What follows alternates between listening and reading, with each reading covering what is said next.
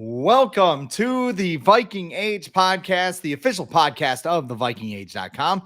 My name is Schad. I write for the Viking Age, as well as Bring Me the News, Zone Coverage, and the Brookings Register. We do this every Monday and Thursday right here on the Viking Age YouTube channel. And if you miss us, we're on Apple and Spotify the very next day. But however you consume us, rate, comment, like, and subscribe so you never miss a new episode. My usual co-host on Mondays, Adam, decided to take the day off, so I need to get to work. But don't worry, everybody, I have a replacement for you. Today's guest is a man that enjoys the simple things in life, such as a Sunday afternoon worth of football, 3 days of grinding tape afterward, and a 5-star death match in the Tokyo Dome. He is the managing editor of the Vikings Wire and the host of the Real Forno Show, which you can catch every Monday night. His name is Tyler Forness. What's up, Tyler? Hi, I'm doing good. I got a dog on my lap. I got a dog on the floor. And don't forget, you can also catch Real Forno Show on Wednesday nights as well. We are now 2 nights a week. I know, it's pretty cool. Things are good, man. Things are really good. We got training camp starting up here this week, and I'm really excited. Yeah, I have reached the point. I was ready for training camp back in May because I don't really like the whole mini camp news cycle. It's like one of those things that as I get older, I just kind of roll my eyes on it. Like, oh yeah, Dalvin Cook's going to catch the ball more next year, or Anthony Barr is going to finally rush the passer, or this rookie is blowing up in shorts. The 5'9", 140-pound receiver that definitely isn't going to get hurt. The last couple of days, it's really intensified for me though. Shortly after Adam and I got off the air on Thursday, it was revealed that Jordan Addison was cited for going 140 and a 55. You know, sometimes you're just driving along and you zone out and seems like your foot's on the gas for a really long time. And I didn't really know I was going 90 over the speed limit. We got some people think Justin Fields and Jared Goff are the best quarterbacks in the NFC North, and running backs across the league got together on a Zoom call so they could bitch about how they're not getting paid anymore. I need football, Tyler. I need actual football. I'm sick of this gossip. I need to see pads. I need to see people hitting each other. I need to see, people talking trash. I cannot handle any more Kevin O'Connell getting up to the podium going like, all right, guys, great day here on Monday. Just want to thank Dolores, the lunch lady. She's doing some great stuff over there. How about our equipment manager over there? We'd be completely naked on the field without him. And, all these guys here. Help me out. I need something, Tyler. You need to watch the G1 Climax, man. That'll help you, because you would think the blood and guts match with like the bed of nails and the thumbtacks and people stabbing each other with forks and all that stuff would have just gotten some of this aggression out. But I need more. I need my football fix. It's just I need it, man. I need it. Yeah, trust me, I get it. I'm so sick of writing player preview articles. I want to write about real stuff that's actually going on. I need it bad. I need it just like you do, but luckily it's actually here, and this is fan freaking tastic. So let's talk about some of the stuff that went on this week leading into camp. And I think, I don't want to talk about the Jordan Addison thing really, but I think it's kind of important because I'm already getting some red flags out of that. Let's call it what it is. 140 miles an hour in a 55 mile an hour zone on the interstate, whether it's 3 a.m. or whatever, is incredibly stupid. And I know there's some people out there that has just been like, I've been in worse cars and dirt roads going that fast. I didn't see a problem with it. That's not the point here. It's just stupid. Like Addison could have gotten hurt. It could have put other people on I-94 in danger. Just like use your common sense. And the other thing is, this is becoming a character concern for me because Jordan Addison has the vibe of a guy that feels like he's made it, right? He's on the Rich Eisen show. He's talking about getting a fast whip. Well, good for him. He found one. He got $1 million or $2 million or whatever it is in NIL money to transfer from Pitt to USC. And I think he's been told that he's the man at a lot of spots in his life, including when Kevin O'Connell referred to him as a day one starter moments after he was drafted. like, are you concerned about Jordan Addison heading into training camp, or is these just things that'll just be a blip on the radar and he'll probably just figure it out? Okay, so this is a really difficult and delicate situation. So let's start here. Mhm. With Jordan Addison going 140 miles an hour, it is a multi-tiered issue. Okay. We can understand and acknowledge that it's awful, complete idiocy, and absolutely unacceptable. And Yes. also understand that is the 21-year-old guy who's trying to figure out how to be an adult. Chris, you and I are both in our mid 30s. We're still trying to figure out how to be adults. Yes. When we were in high school, we went 90, 100 yards in our crappy little cars. Yes. He needs to be addressed. He needs to understand what this could have been. And you know what? I'll give him this. If he was trying to get home to a really sick dog or trying to save a sick dog, I can understand it. Mm-hmm. There needs to be a balance between grace and this guy needs to be thrown in the slammer. You have to understand that it's a level of both. And too many people are being tribalistic about this, calling it Henry Ruggs. Look, Henry Ruggs was drunk. Jordan Addison was dumb. It's a little different. You have to understand that it's a little bit different. And you also have to understand he's a young kid. He's going to learn and give him some grace. That doesn't make him a bad person. He did something incredibly stupid. Give him the grace, help him figure out why it was wrong if he doesn't already know that already, and let's move forward and try and make him a better man. There's no point in like calling him names or absolutely belittling him. He's a 21-year-old that screwed up. We all did. Let's move on. Yeah. And I mean, I think it's just from a football standpoint, and this is what I'm trying to come out it with, is sometimes you run into like this is our first look at Kevin O'Connell, the talent evaluator. Like, you can look at a tape, you can see how good a guy is, but then there's character concerns. There's other things. And I don't think that Jordan, like you said, I don't think going 140 and a 55 means that Jordan Addison's a bad apple or anything. But it's just a rocky start where you combine it where he didn't get a lot of reps in OTAs because he, suffered an injury. I mean, he's 6 foot, 175 pounds coming into the league. Like, that's not an ideal thing. You have KJ Osborne, who already knows the offense. I think it's going to be really interesting to see how Addison adapts, how he starts to acclimate himself during training camp. And I think that this incident, whether it's prudish or not, is going to put him in the crosshairs of a lot of Viking fans who go out to camp, because they're going to be watching and seeing, like, is this guy getting it? Because I think a lot of people are spurned by the whole Laquan Treadwell first round pick, which I believe was last. No. Justin Jefferson was obviously last first round pick, but you know where I'm getting at here, right? Mm-hmm. Yeah, I think people just need to calm down. It's a 21-year-old kid, and he's going to learn. This is where the veterans of the room need to step up, help him out, and get him on the right track. You can do that. He's going to make mistakes. Thankfully, this is a mistake that he can learn from, and nobody got hurt. Like, the stretch of 94 that they talked about, I don't know how you're going 140. I don't even know how you're going 90 on that stretch. But let's just acknowledge it for what it is, an incredibly dumb mistake, and thankfully nobody was hurt. Let's move on, and let's try and help him be a better person. Let's move on ourselves just to go rapid fire. The King of the North. I don't know if that's the title or whatever, but everybody wants to find out who's the best quarterback now that Aaron Rodgers is no longer in NFC. And we're still kind of filling time because, like I said, nobody's really hitting each other in pads right now. Mike Tannenbaum, who I guess is an ESPN analyst now. Like, I don't know, if you got coffee for the New York Jets or Giants or Yankees or whatever, the ESPN will give you a job and cut you if you didn't. What's that? He used to be my boss. He used to work for the 33rd team.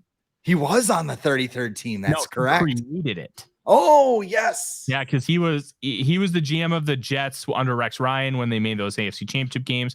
And then he spent 2 years with the Browns as, I think, like the president of personnel or something like that. So I wrote about this at Bring Me the News just because I was like, sure, I'll throw my hat into the ring. You have Bears fans thinking that Justin Fields is the best quarterback in the division now. You have Lions fans who are making a case for Jared Goff. Otherwise, half of the Vikings fan base thinks it's Kirk Cousins, and the other just wants to print his first ticket out of town. Entering this season, who do you think is the best quarterback in the NFC North? Look, I'm not the biggest Kirk Cousins guy in the world, but it's Kirk Cousins, and it's not close right now.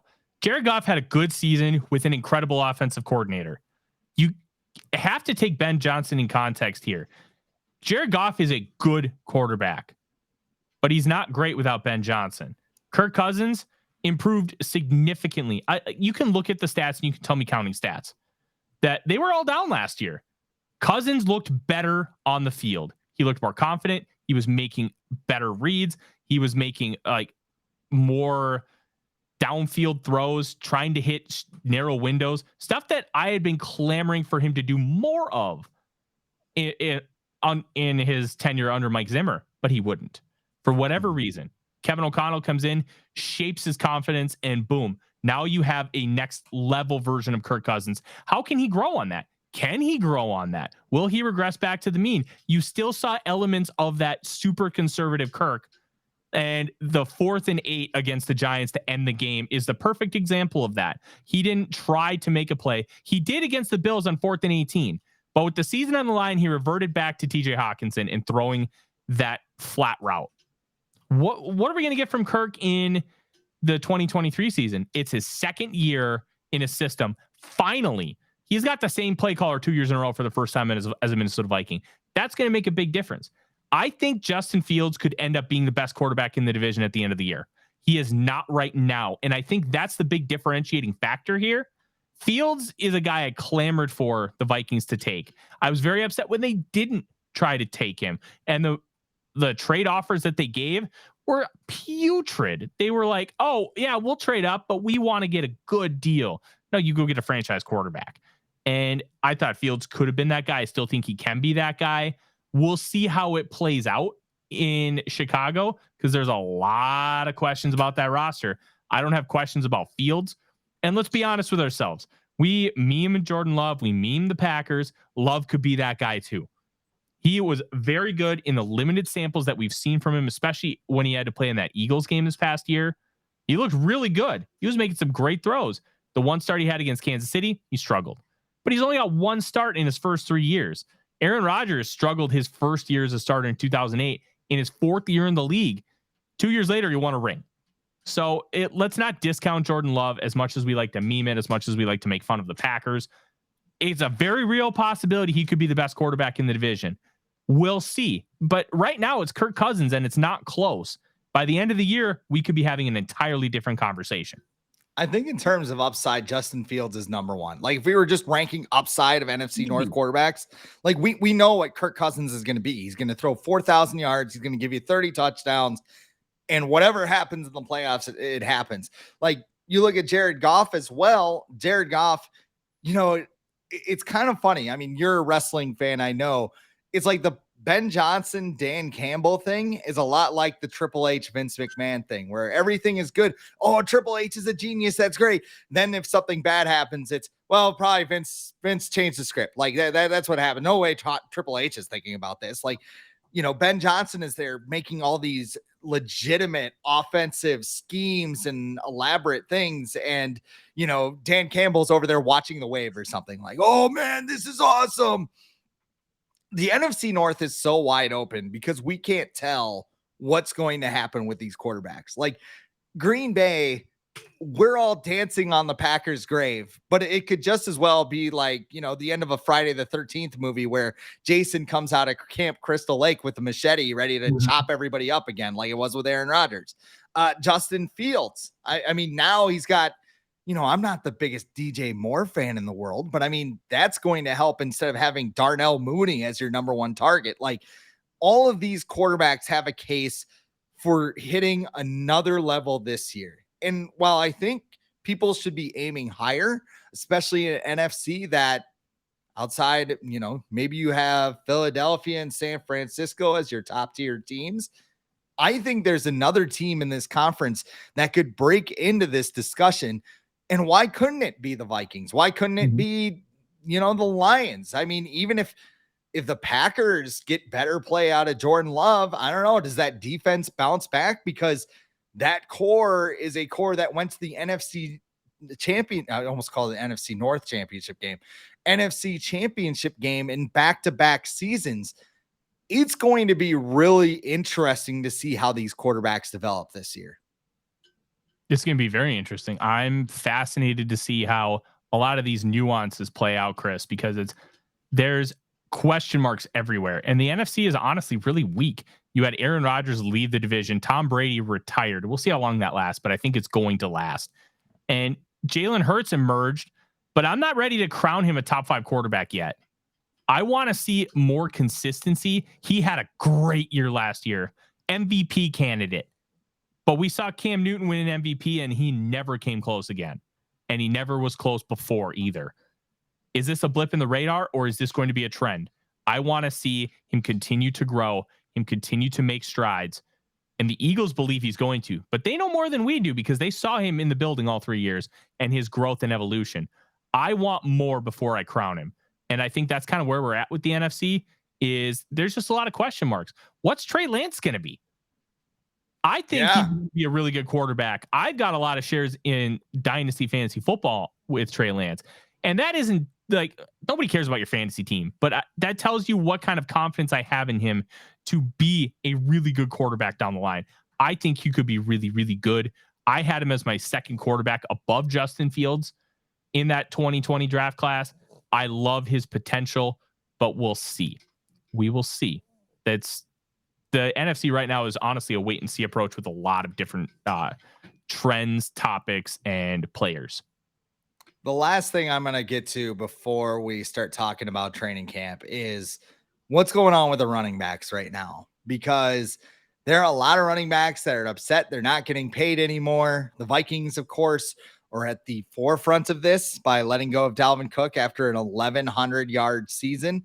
The Vikings didn't want to pay him $14 million. So Austin Eckler, who also looked to get paid this offseason, invited all the top running backs to a Zoom call to have a vent session about it. And Saquon Barkley's not reporting to camp. Josh Jacobs apparently was spotted on a flight out of Vegas this morning.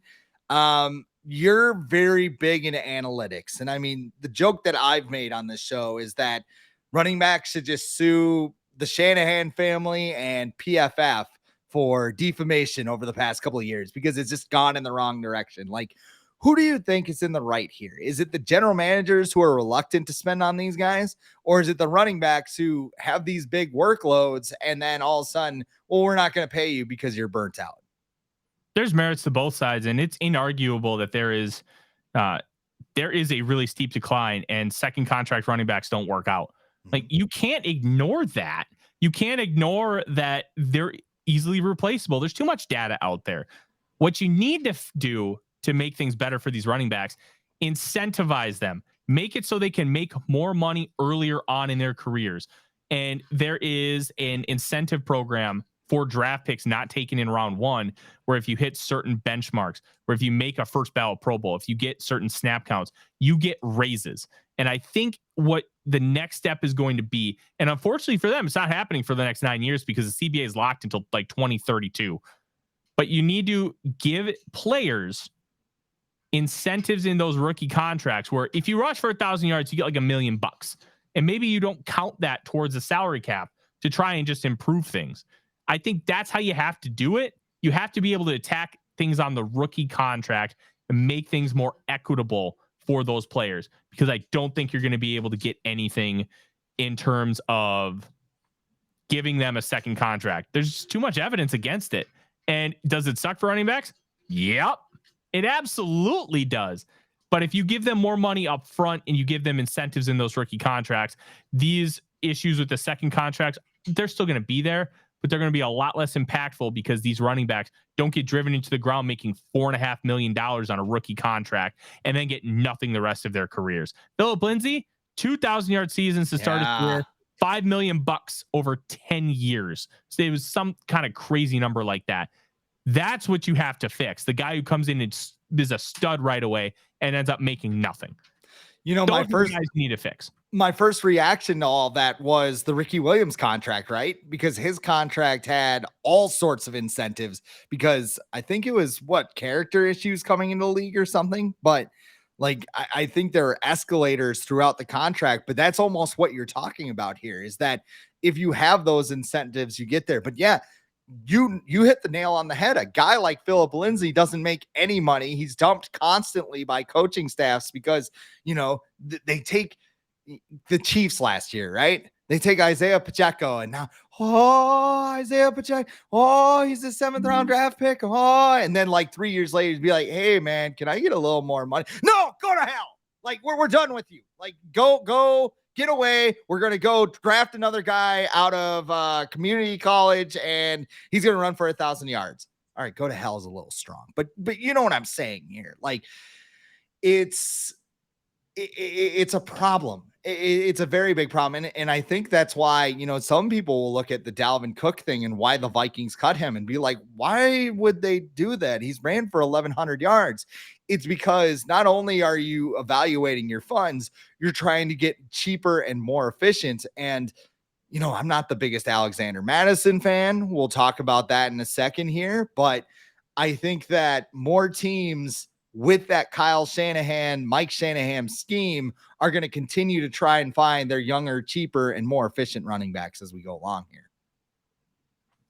Yeah, the whole running back discussion, honestly, is just, it's poisoned by analytics people. And I don't mean that as an insult.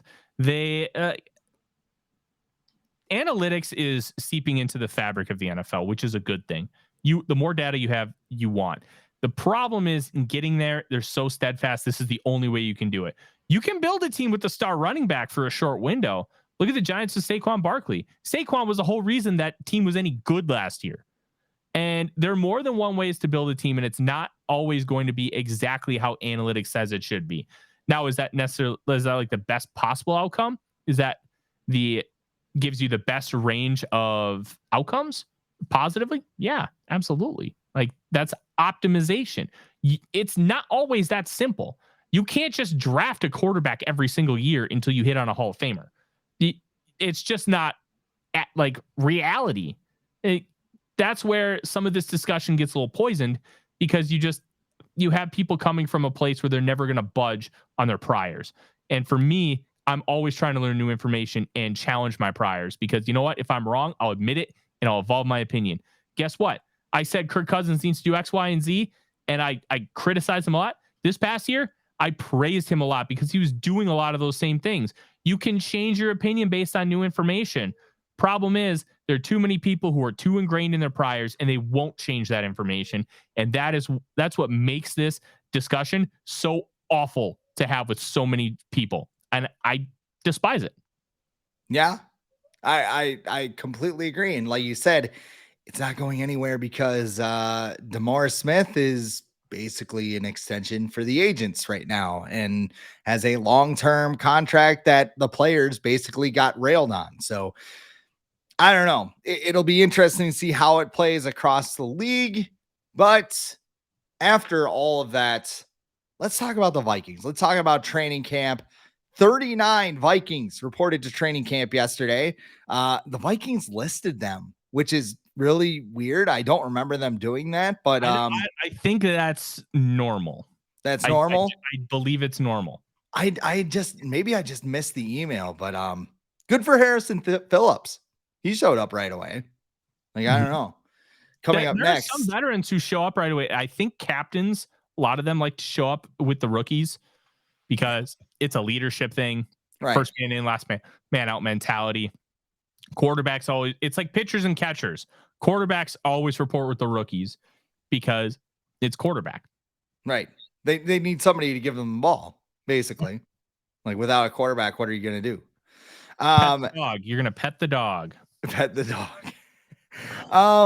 What is the biggest storyline for you heading into training camp? Because where last year I felt kind of bored throughout camp, this year, you have a lot of the veterans gone. You're looking for things to watch. If you're going to Egan, what is the one thing that you're trying to kind of spot out here? cornerback. How is that room going to shape out? And it's very interesting because there's a lot of talent, but it's all laden with question marks. Byron Murphy Jr., can he stay healthy? Andrew Booth Jr. and Caleb Evans, both of them, can they stay healthy? And Andrew Booth has some performance questions. Evans was pretty decent in the 100+ snaps he was on the field last year. Booth looked lost, but I think the switch to a more man coverage heavy scheme is going to help him a lot. Mekhi Blackman, man heavy cover corner. He's going to fit right in. How is he going to perform as a rookie? He's 24 years old and he has a lot of college experience. How is that going to translate? Joanne Williams, 5th-year guy, 6'3", 215, 4 years in this system, missed all last year with a shoulder injury. Can he stay healthy? What is his long-term prognosis in the NFL? Like, there's so many question marks with this group. You have a guy like Tay Gowan, who's got a lot of talent, who was a 7th-round pick in 2020. I thought he should have gone higher in that draft. I thought he was more of like a 4th or 5th round guy, maybe even sneaking in the end of the 3rd. He fell to the 7th. I think he's got ability too. How is this room going to shape out? And how is Brian Flores going to maximize these guys? That to me is the biggest storyline. The player I'm most intrigued to watch is Ed Ingram, though. I want to see how he's improved.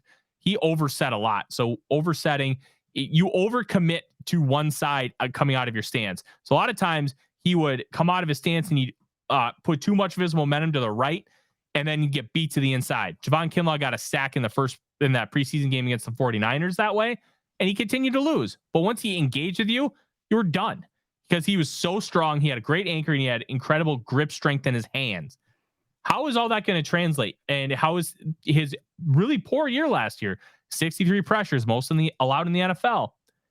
But he was able to work through those mistakes. Peyton Manning threw an NFL record interceptions his first year, came back the second year 13-3, a 10-game turnaround.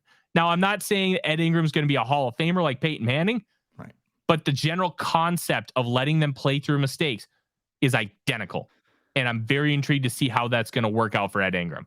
You know, it's funny when you think about it, you know, in the past 5 or 6 years, maybe even the past decade, like offensive line has been such a talker in the offseason, and it's been quiet. It's been too quiet.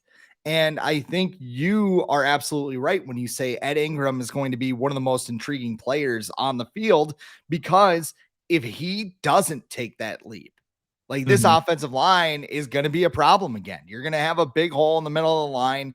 You know, I think that if Ingram can improve, and he did at the end of last year, I think I looked this up. I think it was like 3 of his last 4 games, he had a PFF pass blocking grade over 70. Yeah. And I mean, he got better as the year goes along. If he can improve, and it sounds like a lot of the mistakes that he's made are just like technique. So if he can correct those, take a step forward, this offensive line could be really good because there's a lot of high draft capital in it. You know, you could see Garrett Bradbury maybe even be better, not like an all-pro or pro bowler, but just serviceable in the middle. That's something the Vikings haven't had in a long time. I look at this entire defense, and that's been a theme throughout the offseason, so it's not really original, but I think that outside of, you know, your usuals, Danielle Hunter, Harrison Smith, Byron Murphy, Harrison Phillips, like those guys, their spots are safe, right? What the hell happens with the rest of the defense? You mentioned cornerback. Safety is going to be interesting. Can Lewis Seen take a step forward? Didn't happen during OTAs. Can he show us something? What is the plan with Josh Metellus? They're talking about moving him all over the place. It's kind of a joker role. And then, you know, is Harrison Smith at the end of the line, or was he just used incorrectly last year? Linebacker Jordan Hicks had a very bad year. You know, I want to see what Ivan Pace Jr. can do, because he had great PFF grades. He's very fast, but he's also small. Does he start on special teams? Does he kind of work the Anthony Harris route to be a player in Brian Flores' system?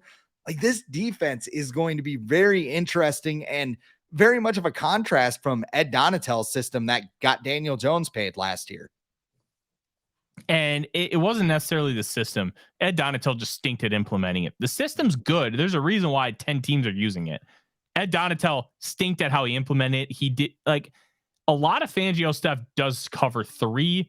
They don't just do quarter, half, quarters, and cover 2. They do a lot of different things, but it does require your pass rush to get home. And there was no adjustments. Like, you can want to run a Fangio stuff, but you realize, hey, they're just getting smoked with slants on off coverage. Let's maybe do some press. We didn't see that. And to me, that was the most frustrating part. Flores is going to adjust. And like he said in his opening press conference, he was asked straight up, is this going to be a 3-4? He's like, well, who are we playing? And he's like, standard is going to be a 3-4 base, but it's going to fluctuate depending on who we're playing. And I think that's where a guy like Marcus Davenport really comes into play, because the Saints are a 4-3 base, but they do a lot of 3-4 stuff, a lot of like 2-4-5 and all kinds of unique looks. So I'm very intrigued to kind of see what Flores does. And I think that is going to be absolutely massive when it comes to talking about what things are going to look like. And Flores is going to get this team looking right. And if they are able to do that, I think they're easily, I mean, they should be. I know Vegas says the Lions are the NFC North favorites, and that might change after Chauncey Gardner-Johnson was taken off on a cart this morning. Or Chauncey Johnson Did I botch that? Chauncey Gardner-Johnson. He is day to day. They avoided major injury somehow. Yeah, which I don't know. Adam put it on Twitter and said, "This is the football gods striking down the Detroit Lions." I don't know, like, just sidebar. Do you think the Lions are a big threat, or what do you think of the Lions coming into the year? They're absolutely a big threat. And you can meme the Lions. You can be like, hey, they need to prove it. Well, yeah, of course they need to prove it. Every team needs to prove it every single year. Here's the thing with these Lions. Dan Campbell's legit. He struggled when he was the interim coach of Miami, but that was a disaster class of an organization. Sean Payton calls him up and be like, hey, I want you to come work for me. I'll show you how to be a head coach. And he did. He worked for Sean Payton, one of the best in the league. He goes to Detroit. And you know what he does? He's a meme in his opening press conference. He's like, we're going to get up. We're going to bite your kneecaps. The whole thing was his mentality is, we're going to fight. You're going to have to bury us. We are not going to give up. We're going to give everything we have every single play. And you know what? They controlled the game in Los Angeles against a Super Bowl champion Rams the entire way before losing that game. They fought, they scratched, they clawed. They were a good football team who happened to only win 3 games. That was an effort-based team. Now they're starting to get an influx of talent. When you pair top-end effort with an influx of talent, that's when stuff happens. That's when you take things to the next level. And this team is ready to make that jump.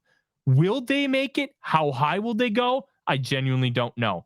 But Dan Campbell and Brad Holmes have this team on the precipice of doing something. And I'm fascinated to see what that is. Look, we're Vikings fans. We covered the team. You can't deny that this Lions team is ready to achieve something. It's all there. Now they just have to do it. And I'll be honest, that's the hardest part, doing it. But they got all the pieces. Let's see what happens. We've seen the Vikings in this situation too, where they built up. And I mean, the Zimmer years, right? 2018, everything is there. This team can achieve something. Oh, there's John DeFilippo.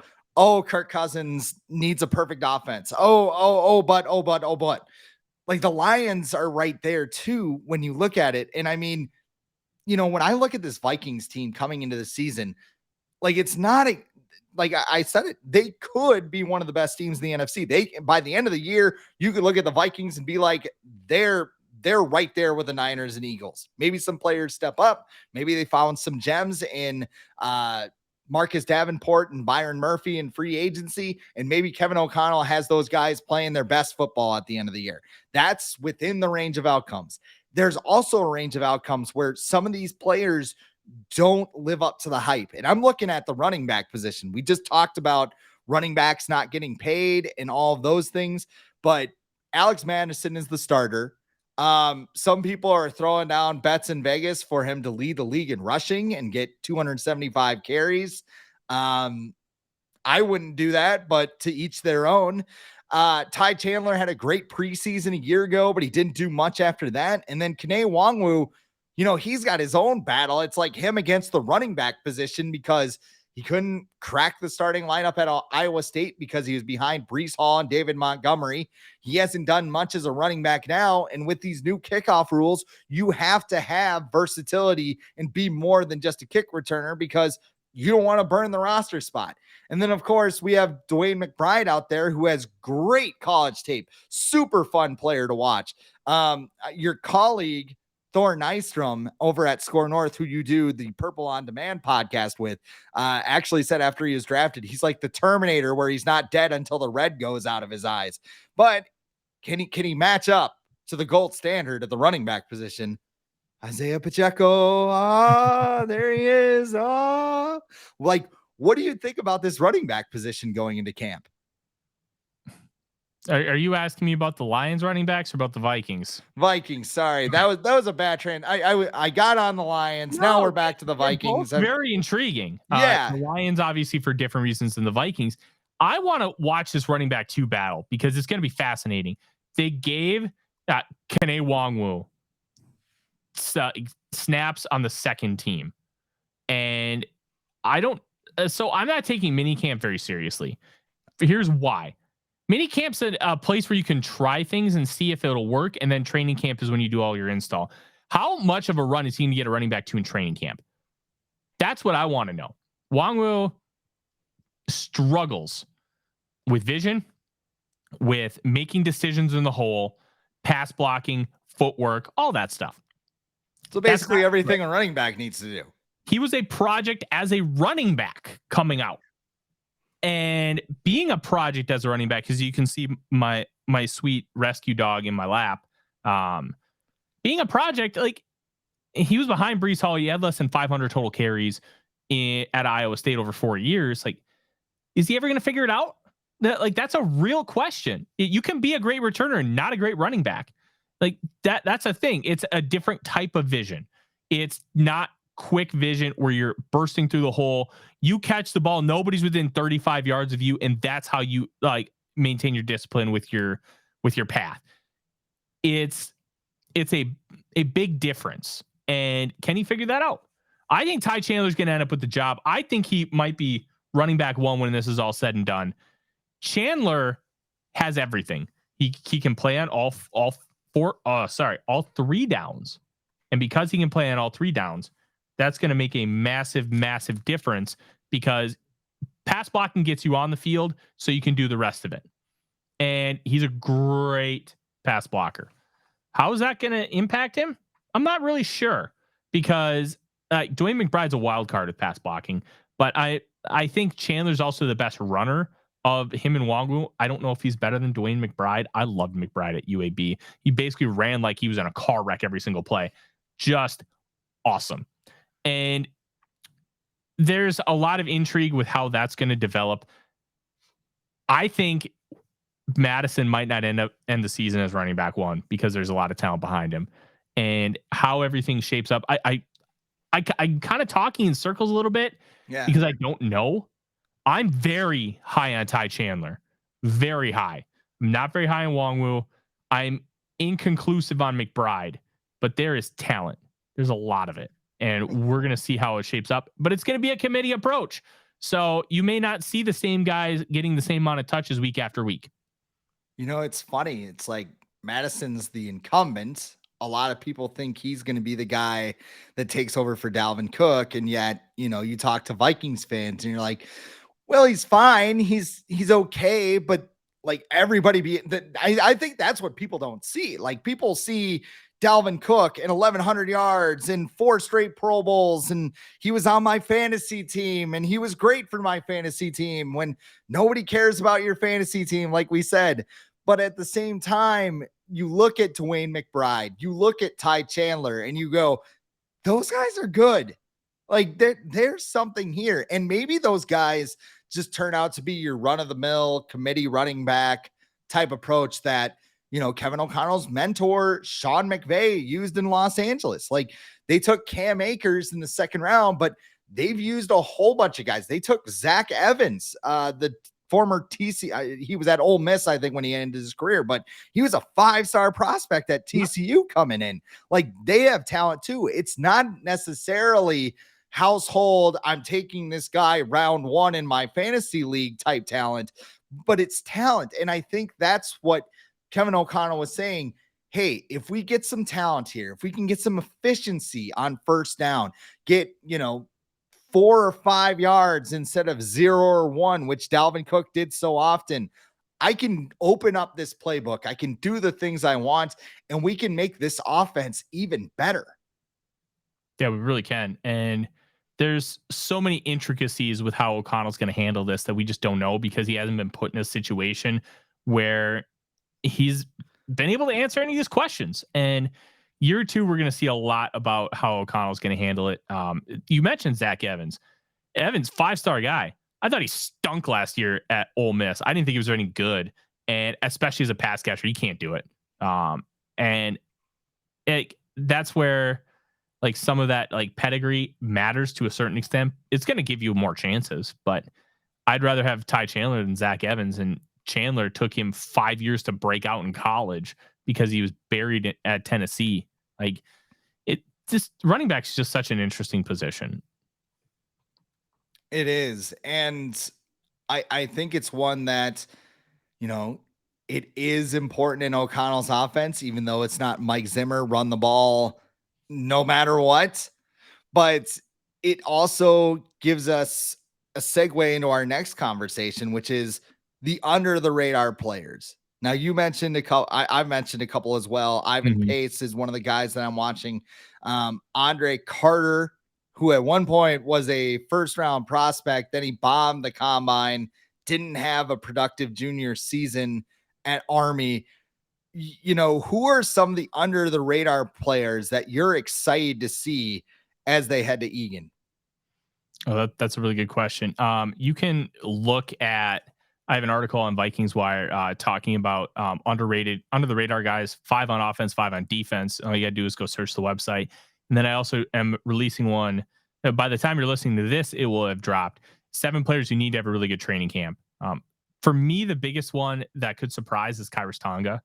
And he got 10 pressures on 151 pass rush snaps as a nose tackle, playing on the outside. So he was like 4-eye or 5 technique, lining up basically over the tackle.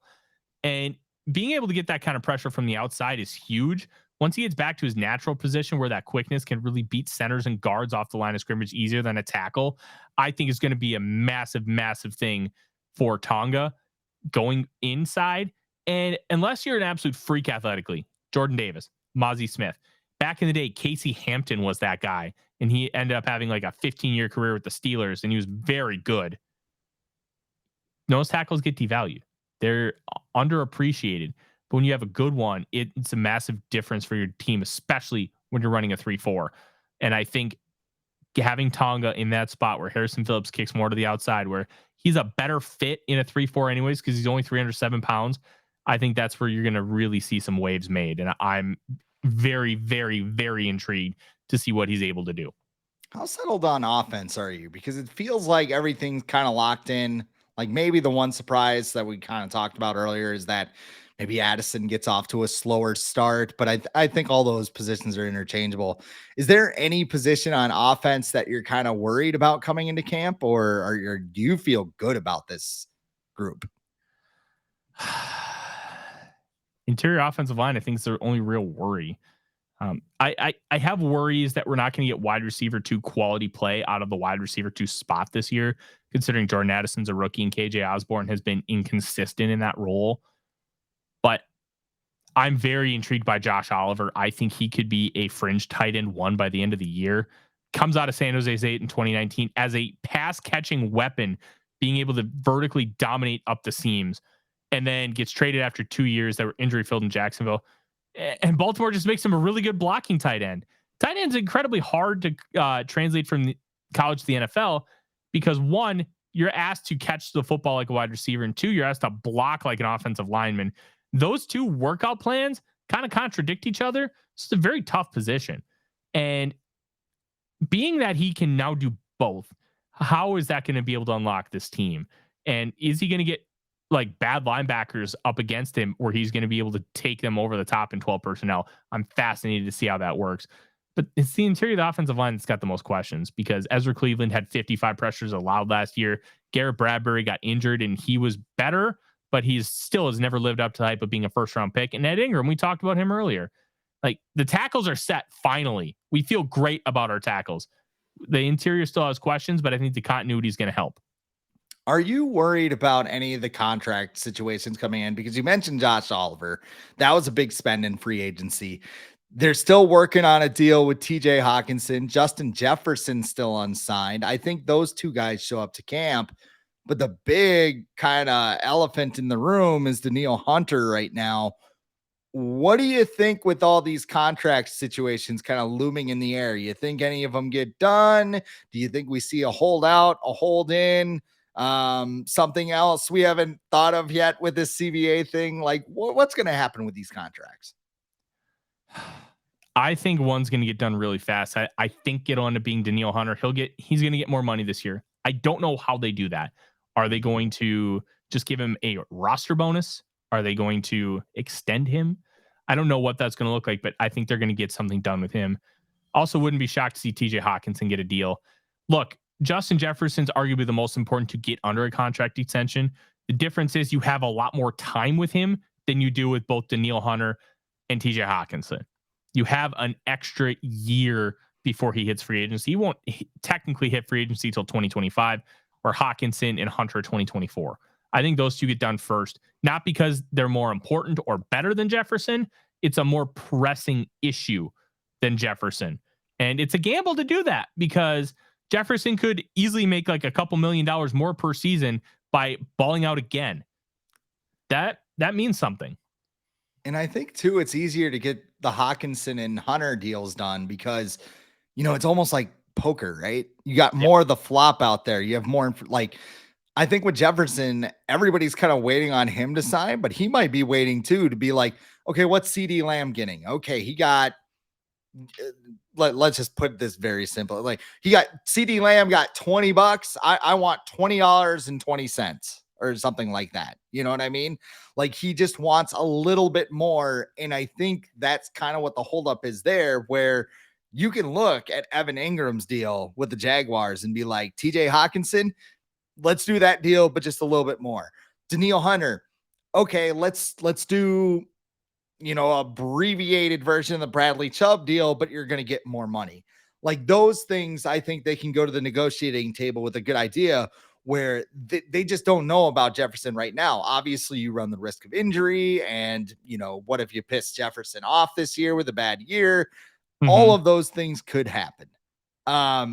I think it's one of the biggest off the field storylines, but I think overall we're in for a pretty entertaining training camp. My last question for you when it comes to camp, who is your way too early pick for Mr. Mankato?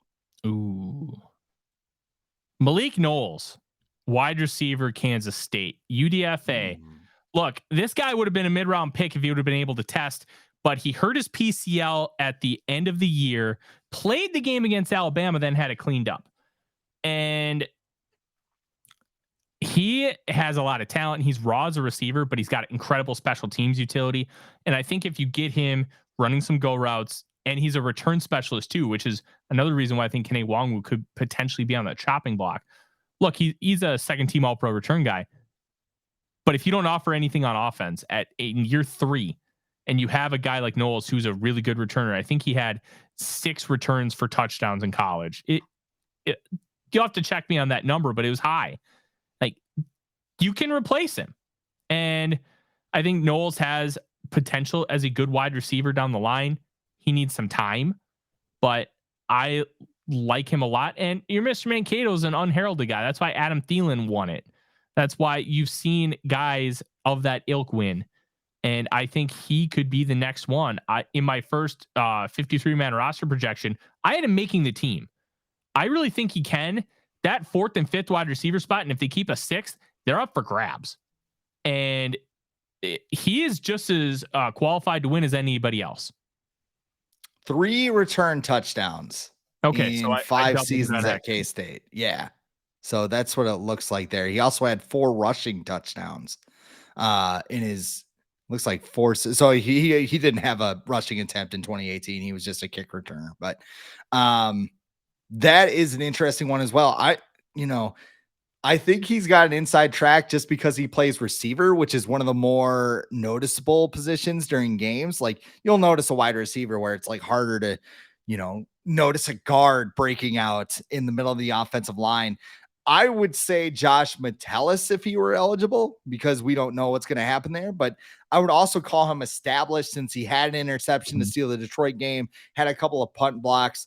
Jaren Hall, I think, has a very nice track, especially if he. Boy. Why don't you talk about Jaren Hall a little bit? Because I know he's your guy, and I haven't asked that yet, but he's going to be pretty interesting to watch this preseason, isn't he? Oh, yes, he is, my friend. Let me say this about Metellus. I'm not convinced he makes the roster, because you just drafted Jay Ward in round 4. You have Lewis Seen. Unless you're keeping 5 safeties, Metellus could easily be on the bubble, and that's something to consider. So is this? Let me ask you this. So is Metellus getting moved around in OTAs? Is that like the Kene Nwangwu of the defense? Like, hey, we want you to do more than just play special teams, because we don't want 5 safeties on our roster. I think having him in those mini camps was about trying to see if you could get more utility out of him. And I want to see it in camp. I'm not buying into Metellus is going to be the guy until I see more. Like, to me, it doesn't pass the smell test. It very well could, but I'm just not convinced as of right now. But yeah, let's talk about Jaren Hall. Before I get super over the top and hopium, we need to preface this. He's a 5th round quarterback who's more than likely not going to do anything in the NFL. All right. Let's set that expectation. Now let me get you too excited about him, because there are reasons why he could be great in the NFL. He's got an NFL caliber arm. He's a really good athlete, former baseball player. He can make throws on the run. He can make throws from multiple platforms, and he can do a lot of things. He's run a offense incredibly similar to what Kevin O'Connell runs. The only difference is he ran it out of more spread concepts than more traditional concepts that you're going to see in the NFL. So basically just how the formation played out. But the shot plays, the route combinations, a lot of them are incredibly similar. He understands how to read a defense. He makes mistakes. There's a reason why he was taken around 5. He doesn't always see like a dropping linebacker, especially one that's like on the line of scrimmage, faking a blitz. And yeah, he's made some poor throws, but he can make tight window throws. Best deep ball thrower in the class. He can drop it in a bucket. You put one of those $5 Homer buckets from Home Depot 50 yards away, I'm betting my life that Jaren Hall hits it first. Like, that's the kind of deep ball accuracy he's got. And he's mature. Like, yeah, he's 25 years old, but I consider him a 23-year-old in football years, because 2 of those years were spent on a Mormon mission. And because he was on a Mormon mission, he's not getting hit. He's not aging his body in a football sense. So he's younger than 25 as far as that element. And that kind of maturity, he's married. He has a kid. I talked to him at the Senior Bowl. Incredibly nice person. I'm really excited to see what he can do. But he's also a 5th round pick, so we got to temper those expectations. But situation matters with quarterbacks. Brock Purdy's only Brock Purdy with Kyle Shanahan in that situation. Jaren Hall ended up in his perfect situation. We'll see if he's able to capitalize on it. I believe he can, but it's still a big if. So we'll see. Yeah, I mean, I'm not penciling Jaren Hall in as the future of the Vikings quarterback position by any means, but this is the developmental prospect that they haven't had in a long time. It's been your Nate Stanleys and your Sean Mannions and your Nick Mullins or whatever. I think, if Vikings fans are looking for something a little more interesting at the end of preseason games, I think Jaren Hall is going to provide just that. Like I mentioned earlier, Ivan Pace, another guy that I'm looking at that could be Mr. Mankato. Andre Carter. I think a lot of it's just because of the pedigree and kind of having those names stuck in their head, which is always kind of a prerequisite to be mentioned for Mr. Mankato. And then you have Mekhi Blackman, who we talked about the cornerback position a little bit, and I think that's going to be wide open as well. Let's close things out here, Tyler. What do you got going on at the Vikings Wire, the Real Forno Show, and Purple Draft on Demand, a new show that you've been filling in on lately? Yeah, Purple Daily on Draft on the Purple Daily podcast feed and YouTube channel. It's myself, Thor Nystrom, formerly of NBC Sports Edge, now Fantasy Pros and Betting Pros. We talk about the Vikings from a more draft-centric perspective and talking about young players and making that our focus, because a lot of our expertise is in the NFL draft. And I'm I want to I've always wanted to do a draft centric show surrounding the Vikings, and this is exactly that. I'm really excited about it. Nobody covers the draft from a Vikings perspective like I do, and this is another platform to do that with the Real Forno Show every Monday and Wednesday night, 6 p.m. Central Time. You can also catch it on demand. Vikings First and Skol is the YouTube channel. We branched out from Climbing the Pocket back in March. We almost have 800 subscribers already, and we are growing. We are also going to start introducing writers as well, and we're going to have written content on that side. It's a fun project, and all my written work is still at Vikings Wire. I've got a lot of stuff coming up. We're finishing up our player profile series where we profiled every single player on the Vikings roster. After today, the only two left are Christian Darrisaw and Justin Jefferson, which will probably be the funnest two to write. I actually had a lot of fun writing the Kirk Cousins one yesterday. I believe that one's already out. Very fair and level-headed analysis. I'm not a guy who searches for clicks and tries to be hyperbolic. I am 100% honest. And yeah, you can follow me on Twitter at The Real Forno. I'm also writing for College Football Network, so I'll be doing college betting stuff again this year. This is going to be a very fun season, Chris. I'm really excited to see how Kevin O'Connell and Kwesi Ofo-Mensah grow from last year's massive success. And where can people send you their angry Kirk Cousins takes on Twitter? X. It's X now. At The Real Forno. I'm also on Threads and Blue Sky. Threads is Forno08 because somebody took it and I emailed them and haven't gotten a response back, so I'm probably never getting it. And then also Blue Sky is The Real Forno. Forno08@gmail.com. Send me any critique or question you have. I'm pretty much an open book. You know what I wanted my handle to be when I first jumped on Twitter? What? I wanted to be Purple Kool-Aid. Oh, that's tremendous. Somebody already had it and they weren't using it. So I was like, hey man, what's up? This would be really cool. And they never got back to me. So good luck with that, I guess. But I mean, all those things, you need a wolf. Like, you just, what was in The Office, like Ryan's idea where it just sent it to everything. Like, that's what we need. We need wolf now. But Tyler, thank you for coming on. This has been the Viking Age podcast, the official podcast of thevikingage.com. We do this every Monday and Thursday right here at 6:15 p.m. Central Time on the Viking Age YouTube channel. But if you miss us, we're in podcast form the very next day. But like, comment, share, and subscribe so you never miss a new episode. For Tyler Forness, I am Chris Schad. We'll talk to you Thursday on the Viking Age podcast.